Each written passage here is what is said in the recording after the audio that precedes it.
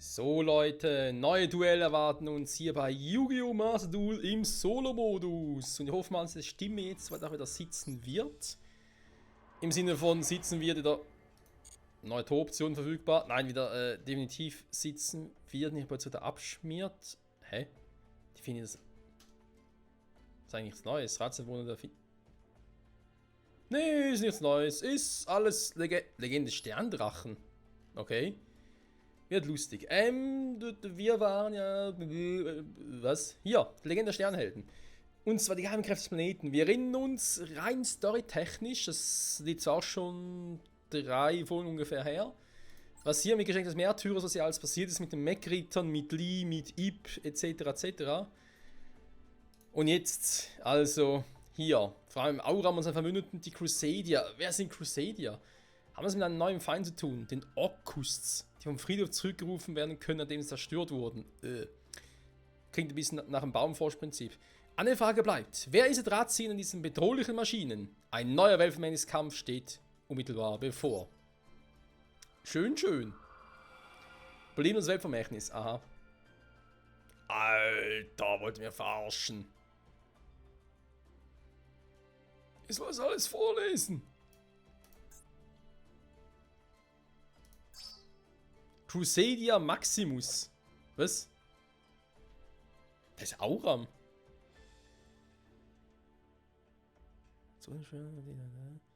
Ist ein Psi. Oh gut, von Effektmonster, okay. Dann haben die ein Link-Monster zeigt. Gut, die Spezialbeschwörung, es ist Stufe 4, ich kann es als Normalbeschwörung rufen.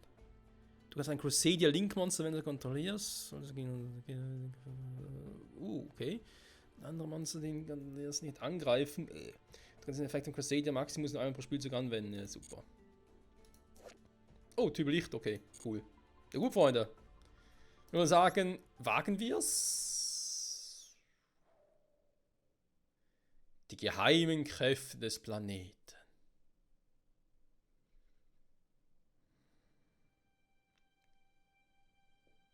Einige Jahre waren vergangen seit dieser albtraumhaften Tragödie.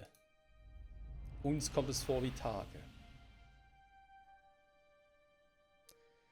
Als Auram erwachte, stellte er fest, dass das Mädchen und ihr Bruder nicht mehr bei ihm waren. War Ip jetzt wirklich für immer weg? Der Verlust des Mädchens hielt Aurams Herz im Griff, wie ein unzerbrechlicher Schraubstock. Ich konnte Ip nicht beschützen. Wäre ich doch nur stärker, dann hätte ihr Tod vermieden werden können. Der Kampf hat einen Riss in Aurams Herz hinterlassen.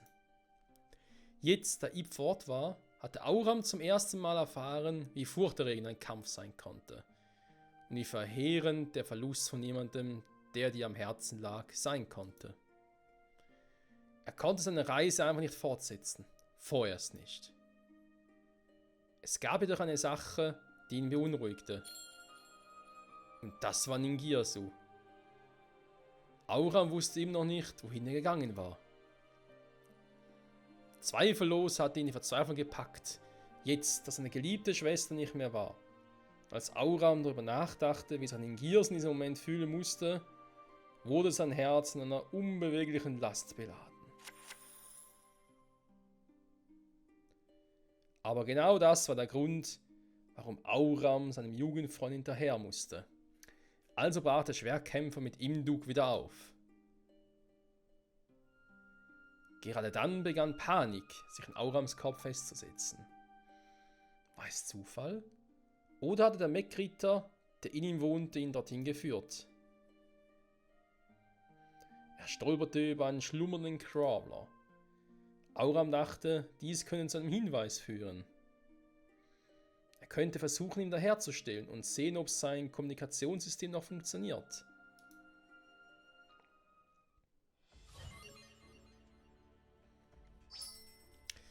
Crusadia Maximus. Gut, erklärt nicht ganz, wieso jetzt irgendwie Auram und Imduk irgendwie neue Formen haben, aber okay. Ja, was Ningirsu betrifft, vielleicht wird das Ganze in neuen Feinde und so irgendwie durch Ningirsu jetzt ausgelöst durch die Taten, die er vollbringen wird. Weil, naja, so als Bruder, der seine Schwester verliert, könnte es durchaus sein, dass er halt irgendwie versuchen wird, alles Mögliche zu tun, um seine Schwester wieder zurückzubringen. Egal, was es kostet. Ah, Kartenhülle, okay.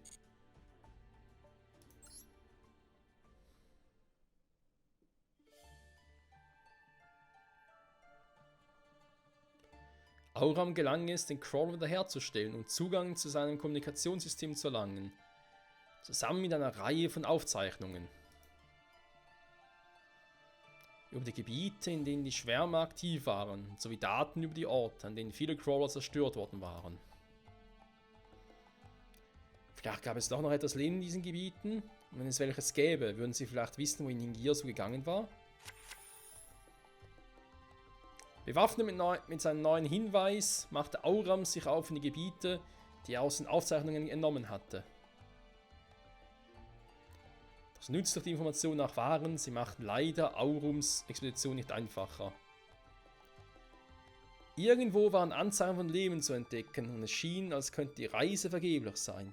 Die Natur, gefühllos und unerbittlich, schlug weiter gnadenlos auf die beiden ein. Noch ein Hoffnungsschimmer, Auram nimmt auf dem Planet. Stand gerade vorhin Aurum statt Auram. Die der feurigen Einsiedler, der unerschütterlichen Ungeheuer und der heiligen Bäume ansehen. Keine Hinweise auf Auftauchen von den Giersu, den Wissen der Stämme gesegnet. Indem er dies miteinander verknüpft, offenbarte sich Auram eine große geheime Macht der Welt und er war überzeugt der ungeheuren Kraft, die in ihren Tiefen schlummerte. Es erinnerte ihn an die Kräfte des Weltkelchs, die ihm zuteil geworden waren. Aber das hier war größer, viel größer und unbemerkt von den Bewohnern des Planeten. War es das, wonach Lee gesucht hatte? So überlegt Auram. Wer weiß, wir haben noch genug Szenarien vor uns. Huch! Das ist ja Lee, die Verräterin.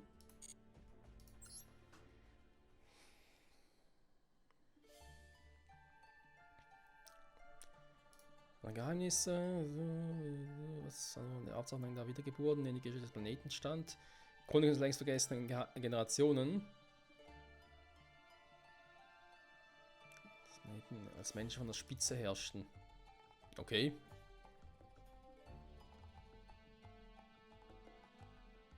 Vor langer, langer Zeit gab es einen Gott, der über den Himmel herrschte.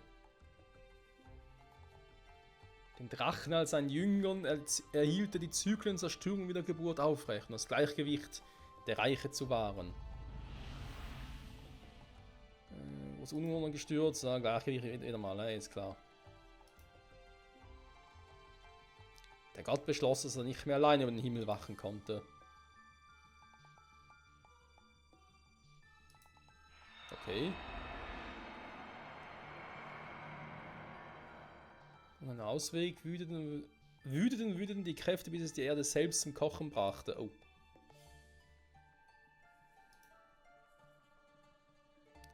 Das Zyklus von Tod, Wiedergeburt und gab dem Land Leben.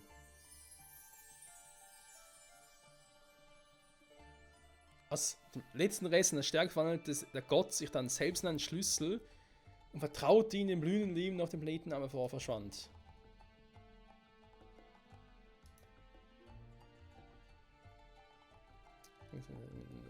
Wo sie hergekommen waren. Zeit wurden der Schlüssel, das Schwert und die Kräfte der Zerstörung die große Finsternis genannt. Und so wurde die große Legende vom Welthelden geboren.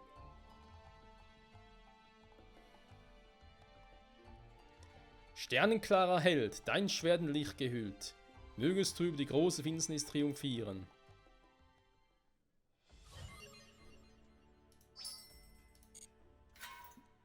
Okay.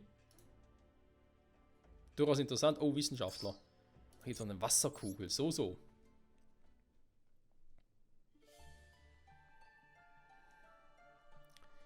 Jahrzehnte, Jahrhunderte, Jahrtausende vergingen. Ein landlebender Volk, das man Menschheit nannte. Höhepunkt der Wissenschaft. Die Roma hat einen hohen Preis und diese Riesen blenden nicht nur seine Gaben, sondern auch die Drachen, die mich schützen. Super.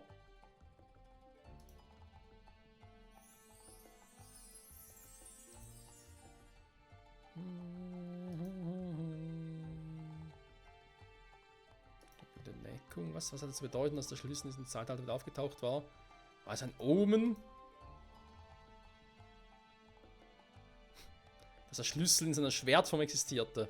Schlüssel, Schwerter, Freunde, Crossover. Was? Nein. Den Schlüssel zu analysieren.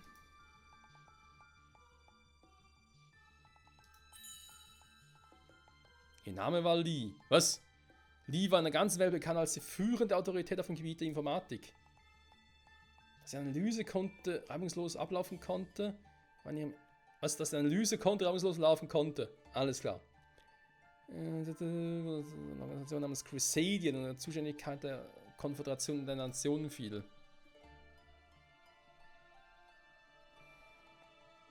Sie planten Krieger mechanische Natur zu entwickeln und sie nannten es Projekt Mekritter.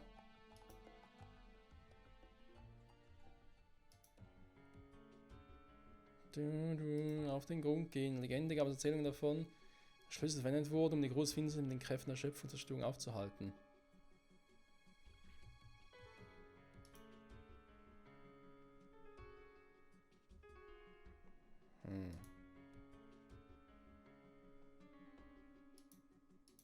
Oh Gott, wer einen Schlüssel hat, kontrolliert das Schicksal der Welt.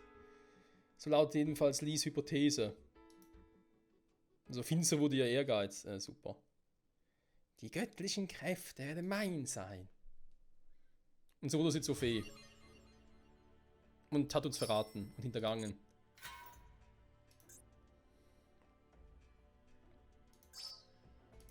Erdkugeln, so.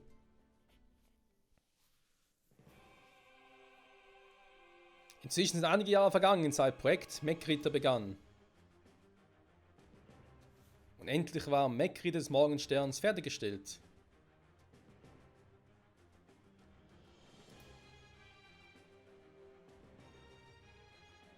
Wir nehmen da als Lee als Testpiloten. Oha.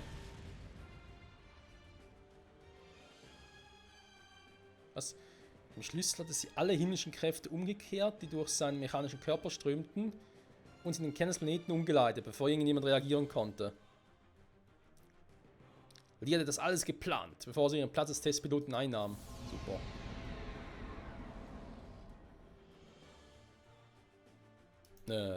Toll gemacht, Lee. Die ganze Welt begann sich zu spalten.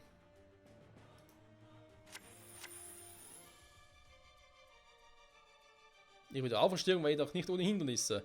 Die Crusader hat als Hilfseinheiten insgesamt 7 Mekritter geschaffen.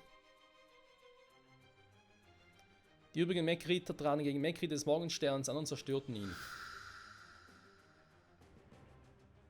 Wodurch sie die große Finsternis erneut in der Erde versiegelten. Der große Finsternis war letzten Endes eine göttliche Kraft, eine, die Sterbliche nicht vollständig versiegeln konnten. Inspiriert vom Schlüssel entschieden sich das Team, seine Kräfte in eigene physische Gefäße zu stecken und sie an der Oberfläche als Vermächtnis zu hinterlassen. Ah, okay.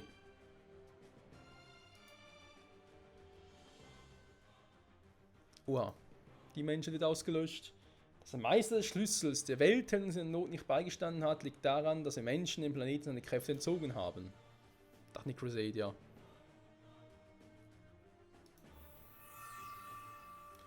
Sie ließen die 7 von ihnen gebauten Mekritter in ihrer zerstörten Welt zurück, nachdem sie die mit Anweisung der Belebung des Planeten programmiert hatten. Die Mekritter wurden außerdem Daten der Mitglieder von Crusader installiert, zu denen sie eine Gehirnverbindung aufgebaut hatten. Das vielleicht noch abwenden. Okay, die setzen eine Hoffnung an der fernen Zukunft, die sie womöglich nie erreichen würden. Eine Sache hatten sie jedoch nicht bedacht. Die Drahtzieherin in diesem Vorfall war Lee. Und sie war schon Opfer des brennenden Landes geworden. Als sie gefunden wurde, war sie bereits tot. Aber nur ihr Fleisch. Ihre Seele hingegen hatte sich von ihrem physischen Gefäß befreit und sie hat den Willen und ihre Kenntnisse in Weltvermächtnis Weltkelch übertragen. Super. Ja, jetzt macht alles ein bisschen Sinn.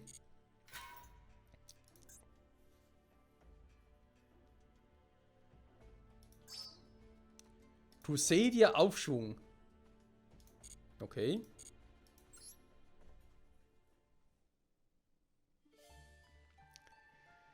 Die ungeheure Kraft in den Planeten innewohnte, war genau das, was Lee wollte, dachte Auram.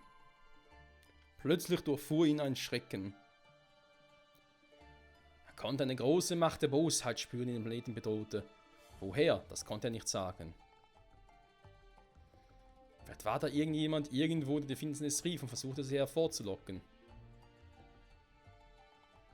Ja, ich meine, theoretisch, wenn Lee ihren physischen Körper schon mal verlassen hat, ja, weil er halt damals starb, warum nicht auch, nachdem Ip sich geopfert hatte. In diesem Moment erschien vor Aurams geistigem Auge die Gestalt von Ningirsu. Die Gestalt seines Jugendfreundes, gequält von Trauer über den Verlust von Ip, seiner Verzweiflung in die Welt nach Dunkelheit suchend. Obwohl leicht konnte Ningirsus Präsenz inmitten der Bosheit spüren. Och nö, das konnte nicht sein. Nein, bitte nicht.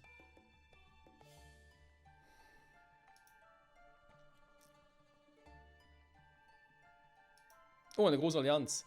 Sie sind anscheinend einen Krieger der alten Zeiten. Die Crusadia.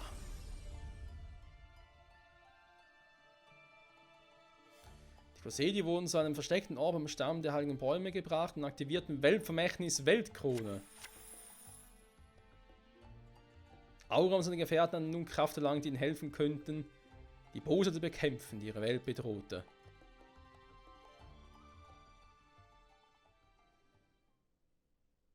Die Crusadia begann ihren Vormarsch in Richtung des gigantischen Turms, der im Zentrum der Bosheit stand.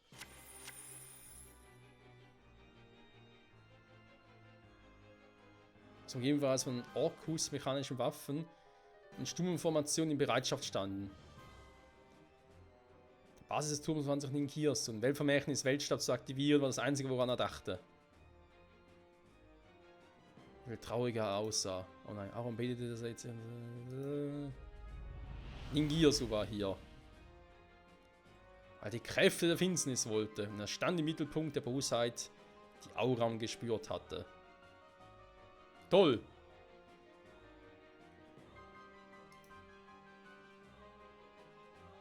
Das war die Wahrheit, die ihn am Ende seiner langen Suche erwartete. Was er geändert hatte, war, dass Ningirsu noch immer sein Freund war.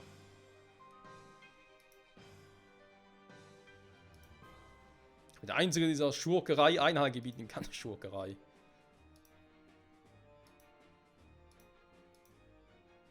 Ja, neuer Kampf, na endlich mal. Mann! Die ganze Folge nur Gequatsche.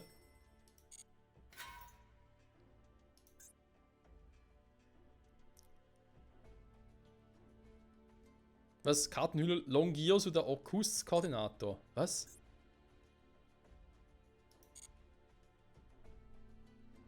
Was ist denn jetzt los?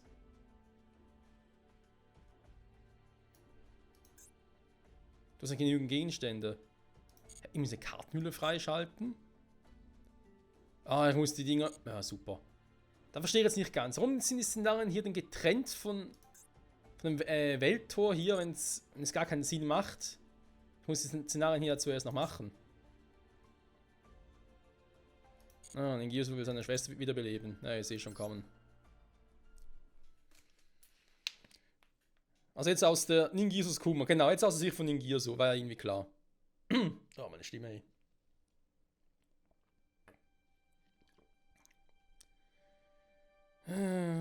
Schuldgefühle, Verzweiflung. Wie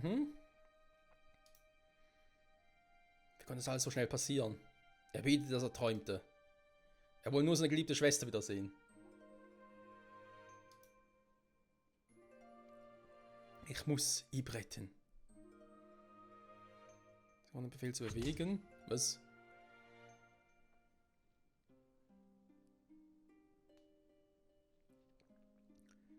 Nach einer impulsiven Entscheidung aus, als sein Jugendfreund bewusstlos schlug und sowohl das Schwert als auch Ip an sich nahm.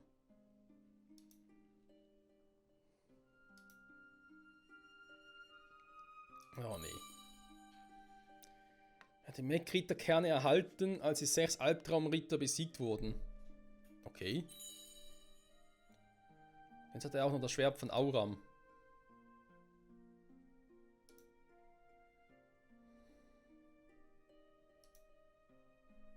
Da kannst du sogar Ib zurückbringen. Oh. Kann es ihm nicht gelangen, Ib wieder zu beleben, lernt er viel über eine Reihe von Einrichtungen der antiken Zivilisation.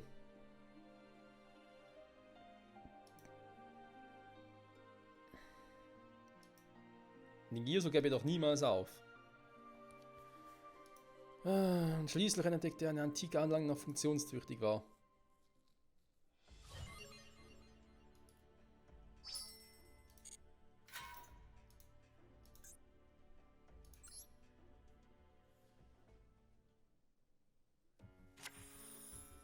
Nach unseren mühsamen zurückgelegten Wegen Ningirso mit Informationen durchgearbeitet als ein durchschnittlicher Mensch in seinem Leben. Schlüssel, Technologien, also längst verloren gehalten und dann Schlüssel, die Minen, dass Planeten verborgen waren. Ningirso zitterte vor Freude. Jetzt konnte er seine Schwester wiederbeleben. Ein Gefäß zu bauen, das Ibs Seele beherbergen konnte.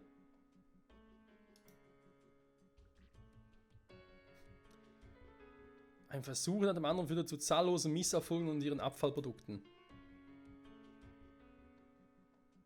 Während die Tage wie im Flug vergingen, hat er genug Gefäße angehäuft, eine eigene Armee zu schaffen. Doch schließlich machte er seine Bemühungen bezahlt. Er hatte endlich eine mechanische Puppe erschaffen, die funktionieren würde.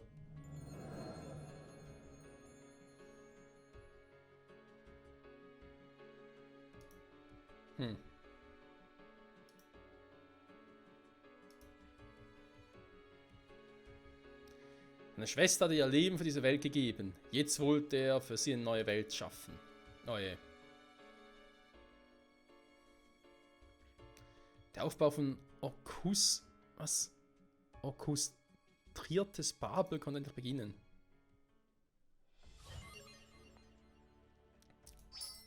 Nicht schön. So, jetzt aber. Wer die Einzelheiten von Crusadia Decks? Ja, gerne. Oh mein Gott, ey. Ich glaube, in der Folge kriegen wir nur noch das Team, Freunde. Den Rest machen dann in der nächsten Folge. Also, was heißt der Rest? Waren endlich mal richtige Duelle. So meine Seite. Crusadia Decks. Mehr Linkbeschwörungen durchzuführen, besonders wenn diese im Tandem mit Monstern eingesetzt werden. Den Effekt ist die erlauben, Spezialbeschwörungen in einer Zone durchzuführen, auf die ein Link-Pfeil zeigt. Crusadia Link-Monster erhalten außerdem einen hilfreichen Angriffsschub von Monstern, auf die sie zeigen. Verstärken den Angriffsgrund an mächtigen Monstern, in Zonen beschwörst. Okay.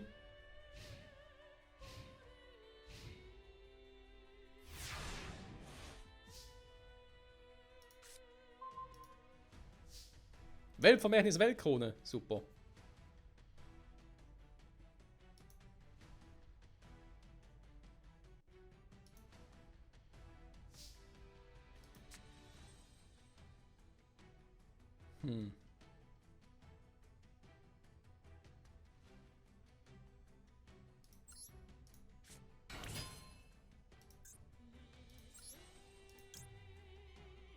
Crusadia Magius.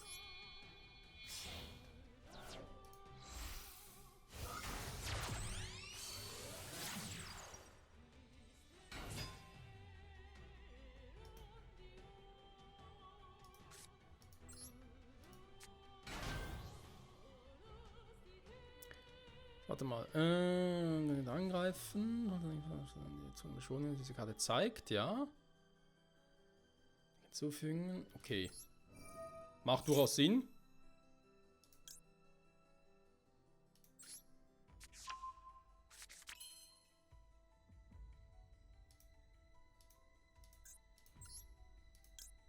Regulex. So.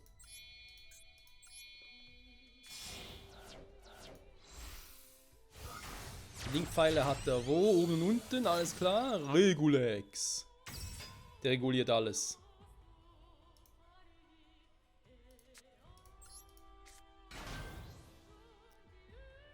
Die ganze Sache nicht angreifen. Schön noch diese Karte zeigt. Okay, Zauberfallenkarte hinzufügen. Ein Spielfeldzauber, das ist immer cool. Schon wieder?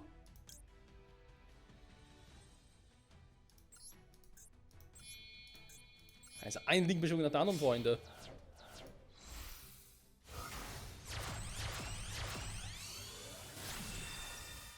Equimax.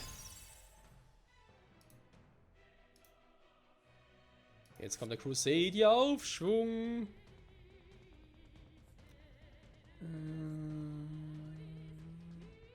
Okay.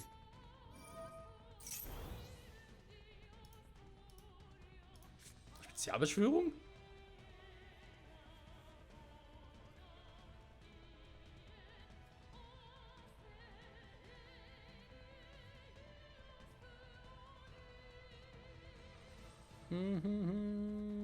Okay.